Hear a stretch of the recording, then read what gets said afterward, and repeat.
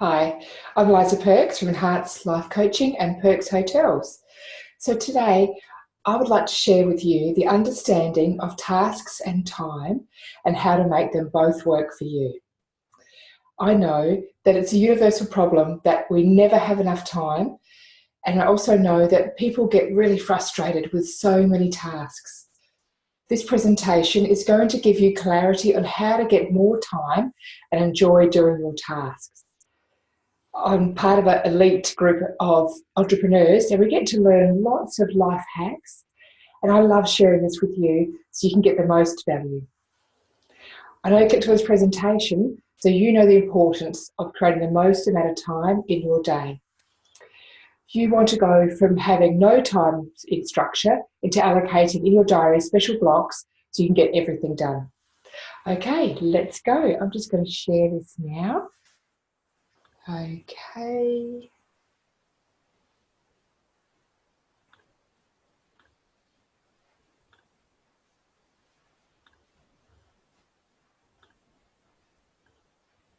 Okay, we're about to start.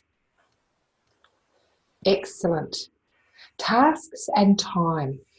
So tasks and stress. When you have many tasks to tick off, do you feel worried and agitated or stressed, anxiety and concern? Today I'm going to show you a simple trick for you that will solve all of these problems and get the task done effortlessly and easily. So task orientation and time orientation. Both of these phrases, task orientation and time orientation, come from industrial sociology. And both of these definitions describe the 32 different ways in which work is organised. So task orientation. Task orientation is focused on the completion of a task. This was the pre-industrial way of conducting work, but it's best explained today in agriculture, nature, seasons and farming patterns.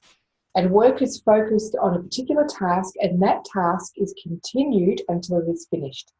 E.g., an example of this could be if you were milking a cow, you would say, oh, it's 10 past. I think I'll just stop milking the cow now. Instead, you would continue milking the cow until the cow no longer has any milk. Then there's time orientation. And time orientation emerged during the Industrial Revolution era when workers were paid for their time. And this is when they started to discuss the working hour or the working day. The clocks were then used by employees to measure the workers' contribution. And it was no longer about the completion of a task, but it was about the completion of time. And schools were invented to prepare us for the workplace. This is why we have to sit in rows. Our timetable has been constructed and our body and mind is organised by the school bell or the school siren. What we learn through school is the value of time. And by the time we enter the workforce, we're used to a clock or a watch. So let's mix task and time orientation together. So step 1 is get a really big piece of paper. Step 2 is to list randomly all the jobs and tasks that you're yet to complete, but most importantly, make them bite-sized. Rather than writing down the big end game, think about the 10 things that you need to do to get that task done.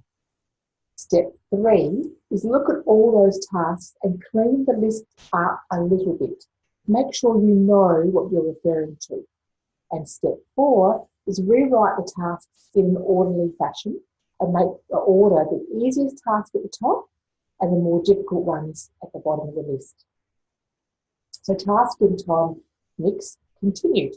So step 5 is to get a new piece of paper and put 3 columns on that piece of paper. 2 columns are going to be big, 1, 2, and the third one will be a little bit smaller. Step 6 is to title those columns with tick, time, task. Step 7 is to put all the tasks in the correct order in the task column.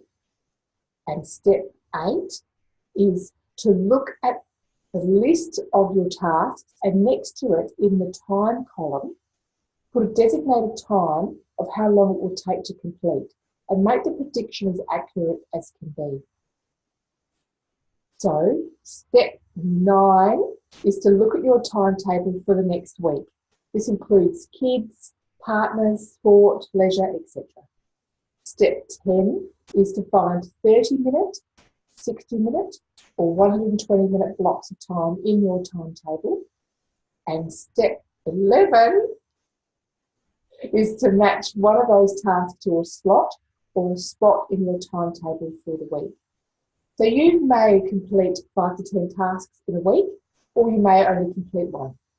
So when we go through your tops, for us it's on a Tuesday, but for other people it might be a different day, and that's tactical operation procedures if you're wondering. Do this straight after for the week, which we can review the following Tuesday, or for you the following day that you're doing it. So thank you so much. So I really enjoyed this presentation, and I'm really hoping that you can jump on any other presentations that I can share to help your life to be easy and effortless and smooth in your workplace and also your private time. So thank you so much for listening, and we'll see you again soon.